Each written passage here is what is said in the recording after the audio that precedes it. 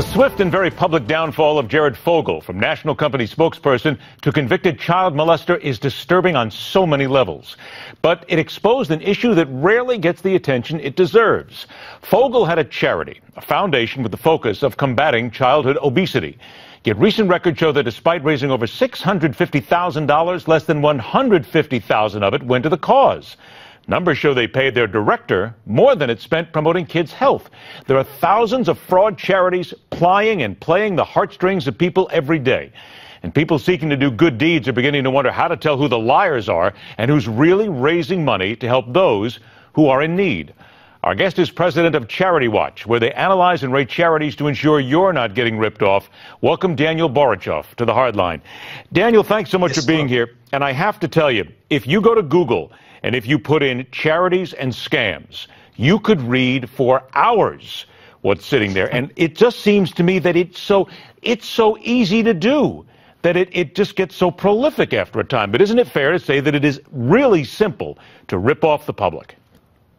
Oh, it's very easy. The regulation is very light on this. And the basic problem is the public, only 30% of the public will go beyond what the charity asking for your money will tell you.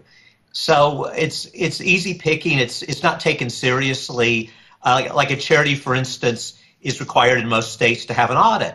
Well, sometimes charities will decide, we're just not going to have an audit this year. We don't feel like it. And they get away with it. So it's unfortunate because charities aren't being taken seriously in this country when it's hundreds of billions of dollars in donations that need to be spent well to keep our, to improve our society. And we really ought to be taking it a lot more seriously than we currently do. It's just too easy to get away with something. Anybody can form a charity really easily and make themselves look great on their website and their mailings over the phone. So people need to make a little effort and look into it more. And at CharityWatch, okay, let me stop there if you will, because when you say take some effort, because yes, we live in an era where the internet sits right in front of our fingertips. You can do the research here. Is it not proper to say that unless it's an American Cancer Society, the American Diabetes Association, something like that, if you're involved in one of these, if you want to give, you've got to look them up. You've got to look from several different sources, and you have to see if they're legitimate. You got to do some research.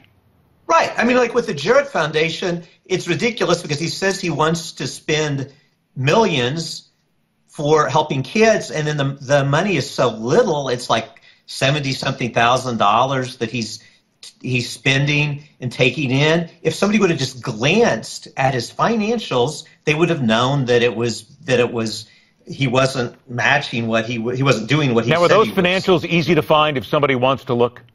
Yeah, at CharityWatch.org, we have links to a lot of the state filing offices. There's various depositories of these tax forms that one can easily get access to. So that's pretty easy. It can be a little confusing to sort out and try to understand it. That's what CharityWatch does, is we do a deep dive of the finances to give you a clear sense as how the money's actually being spent, because you think in the business world there's a lot of variation and manipulation of finance as well. If you look at the charities, they can do some amazing things with their numbers. So is it not fair to say that when it comes down to these charities, the most despicable thing is a lot of the ones that I looked at, you see kids who are ill. For instance, kids suffering from terminal diseases, people suffering from terminal diseases. And they'll come up with the pictures and they'll have the doctor reports. But these are the ones, please correct me if I'm wrong, that seem to be the easiest ones to go after the public because they do pull on those heartstrings of trying to help somebody who's dying. Yeah, it's an emotional give. It's not only them, it's the hero charities like the firefighters, police, veterans, because people, like everybody cares about the people that protect us and wants to help them. So you can form a charity that's poorly run or a fraud, and then people will just give it to it automatically, and people got to sort it out and realize there's great ones, there's wasteful ones, and there's fraudulent ones, and not just give because it looks good and they have a strong, an important mission. Well, I found this too. A Washington Post analysis of filings from 2008 to 2012 found more than 1,000 nonprofit organizations that checked the box indicating they had discovered a significant diversion of assets.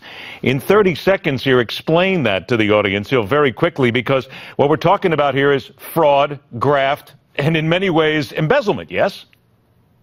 Well, yeah, people, the fraudsters and criminal elements going to target a charity because they tend to not have the controls in place that a business would have that are protecting their owners or shareholders. And so there is a certain amount of vulnerability.